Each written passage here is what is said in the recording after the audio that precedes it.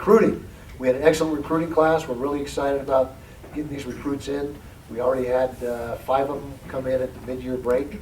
Kelvin York, a running back, if you went to spring practices or the spring game, you know that he's got a great deal of upside.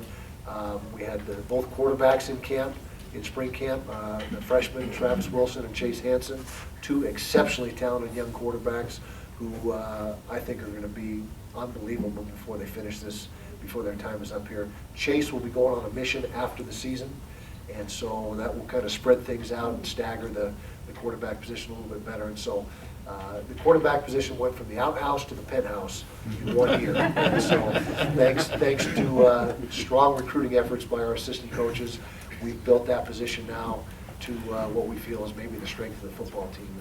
And, you know, we've got Jordan, we got John Hayes, who you all saw salvage the season for us last year, 2 freshmen, and a kid named Adam Schultz. You want to remember that name. He's kind of under the radar right now. He's a walk-on that earned a scholarship. He'll be going on scholarship this year from Wisconsin.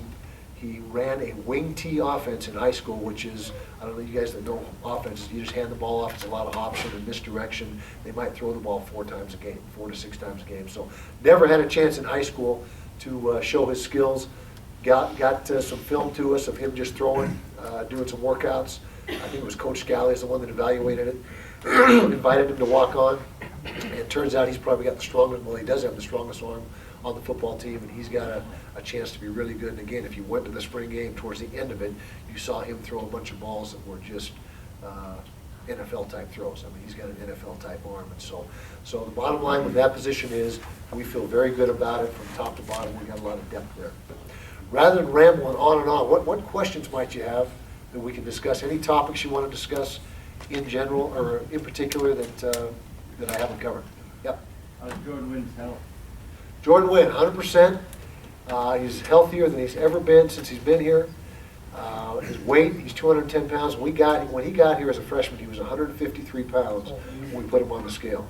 And it was very obvious that he had some work to do. And so he has got himself, the last couple of years, he's playing at about 190, 195, but he is now 210 pounds, good weight. He's actually got some arms now instead of those little sticks that he had coming out of his shoulder pads. And so, how's the front seven? You're talking much about the defense, though. How's that front seven? I know the linebacking core has been a question. How's the overall with threat moving now to D-line and everything else? What's the problem? Good question. I would say the 2 most pressing issues on our football team are the offensive tackle spots, because we lost a first-teamer in Tony Bergstrom and a second-teamer, all Pac-12 guy in John Cullen at the left tackle spot. So finding those 2 guys is going to be absolute job one. We had a good start on that in spring, and we had 2 or 3 young guys that started to step up. We've got 4 guys coming in the fall, actually this summer, 2 junior college and 2 high school, that will add to that mix. And so offensively, the biggest challenge is replacing those 2 guys. Defensively, it's the linebackers. And it's a little bit different, though.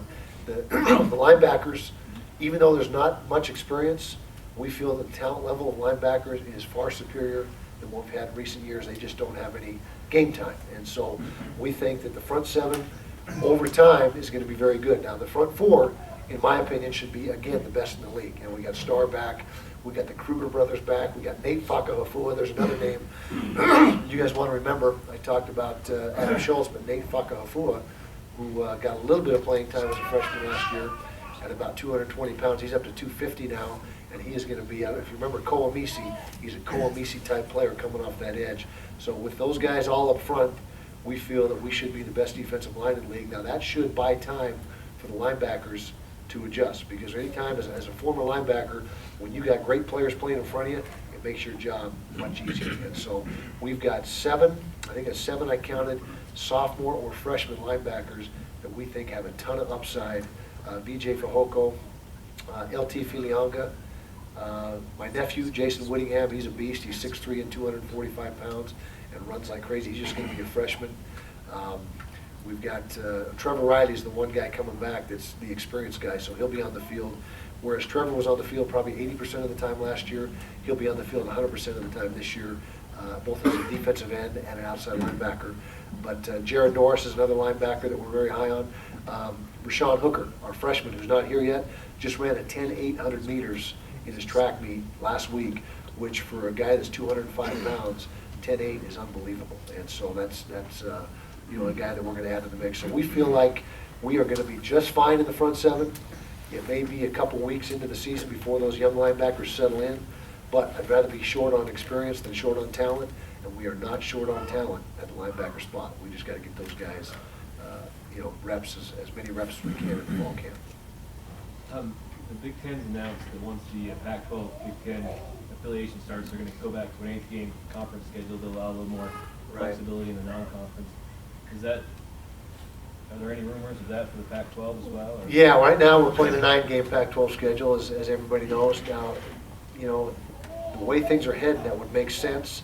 There's some TV contract issues because we were guaranteed X amount of Pac-12 games to broadcast, like in the Pac-12 network, and then we'll hammer out the TV deals. And so it's not quite as easy as saying, yeah, let's go back to 8. There's a lot of legal things and things that have to be ironed out. But if they go to an 8-team playoff where a conference champion goes no matter what, 8 or 9 games is not as big a deal. But if it's going to be just 4 teams and they're going to take the top 4, playing that 9th conference game gives you another chance to get beat up and beat each other up in the conference. And so it doesn't make as much sense. Then when you add to the equation the Big Ten deal, which I think kicks in 2017, that's another factor in the whole thing. So if you're playing a 9-game Pac-12 schedule plus a Big Ten game, that only leaves you 2 other non-conference games and plus a chance to pick up another loss or 2 with that rigorous of a schedule. And so they're working on it. The bottom line is they're working on it. They're trying to get it set up where it's not a disadvantage for us, but I think a big part of it's going to be which direction does the playoff go. And so, but it's a work in progress, and that is talked about at virtually every meeting I go to in the Pac-12. That's a topic of discussion. Yeah. Two-pronged question. You've been around football for obviously a long time. One, what has been the biggest change in the game that you have noticed, or maybe over your life, or maybe over the last few decades? Number 2, what's the most positive change in the Utah program since you arrived? Good questions, tough questions. I would say Number 2, say it's you. right. I'd say the biggest change over the past, well, I've been in this game 25 years now, but in the last 20 years, without a doubt, physically is the size and the speed of the players. I played quite a while ago, and to come across a 300-pound lineman when I played was unheard of, maybe once a year. Now, everybody's got 5 of them, and 5 more behind them as the second teamers that are all over 300 pounds. And so the size and the speed and the strength of the athletes has come so far in the last 20 years, it's almost not even the same game. It's so fast.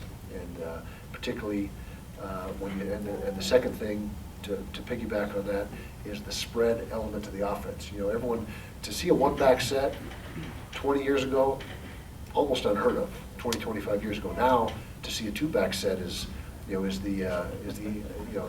exception to the rule. And so the way that the people have spread things out has only accentuated the speed factor even more. And that's defenses. You gotta be faster on defense because the offense is spread out. You gotta have more guys on defense that are mobile and can run. Therefore, linebackers have actually shrunk. Linebackers used to be 240, 250. Now linebackers are typically 225 or 230 because they got to be able to run to cover the ground that the offense is making defend. And so that's probably the biggest change is the physicality and the speed of the players and the schematics of the offense, which in turn has forced the defenses to adapt.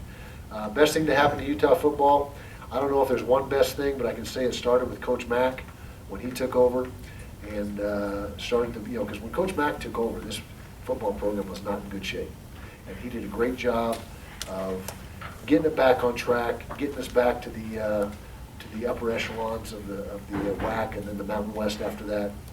And then Urban obviously infused a bunch of energy and positive things into the program. His short stay here, he's only here 2 years, but what an impact he had over those 2 years. And then we've just tried to keep building on what was in place over the last 8 years. And so I don't think there's one particular thing. I guess if you can say, maybe 5 years, 10 years from now, we'll probably say admission to the Pac-12 was the biggest thing that happened to the program because we're already seeing huge recruiting effects because of the Pac-12 affiliation. We probably signed 12 guys in this last class that we wouldn't have been able to get in their front door if we're not in the Pac-12. And so I think that's kind of a work in progress, and maybe too early to say that's the biggest factor, but 5-6 years from now, we may say, hey, entrance into the Pac-12 was the biggest factor. But why did that happen? Because of what Coach Mack did and Urban and all, it's all the work that went into that to get us to that point. Thank you, guys. I guess that's it. That's good.